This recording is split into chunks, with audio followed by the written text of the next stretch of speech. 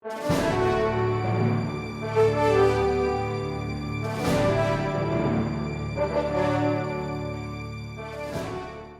品安全意识抬头，生产流程透明的产销履历农产品越来越受到民众的喜爱。为了推广产销履历农产品，行政院农委会特别举办产销履历小铺师料理王比赛，最后由大学生郑凯仁以香煎海鲢鱼佐蛋黄酱夺得料理王的宝座，并从农委会陈文德副主委的手中接下了冠军奖状及15000元的奖金。冠军小铺师郑凯仁现场示范得奖食谱，也分享这一次参赛心得。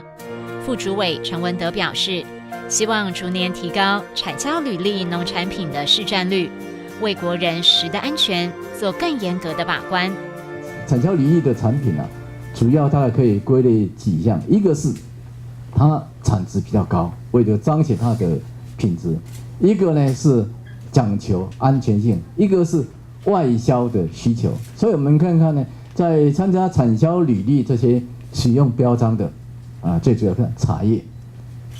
在这个鸡蛋，在文蛤、白虾以及这个鲈鱼跟这个章鱼香鱼的部分这些我们可以看到都是符合以上的这种特性那这种有机农产这个产销履历的产品呢，事实上是经过认验证的认验证，在经过一个验证把关，当然要经过一个我们改良厂的辅导以外还有验证的把关。那主要的目的是让大家来买这个产品，一定要务当守值那这个有这个农产品呢，总是要有推广。我们现在是40亿但是这个台湾的农产品的产值我们看4700亿还有一段成长的空间企划处庄玉文处长更亲自品尝冠军料理，称赞之余，更希望更多的餐饮业者加入使用产销履历的行列。产销履历小铺师料理王比赛还得到台湾国际年轻厨师协会厨师们的大力支持，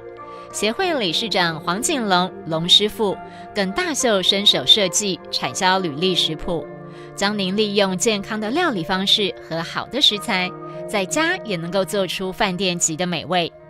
使用产销履历的认证食材，让我们消费者吃得更安心。借由我们厨师的手，将这些产销履历认证食材幻化成一道一道美味的料理上桌，让你们全家人吃得更幸福哦。主厨食谱和所有入选的菜色都发布在产销履历的粉丝专页，喜欢料理的民众可以上网查询。产销履历粉丝专页 https://www.facebook.com/TAPTAIWAN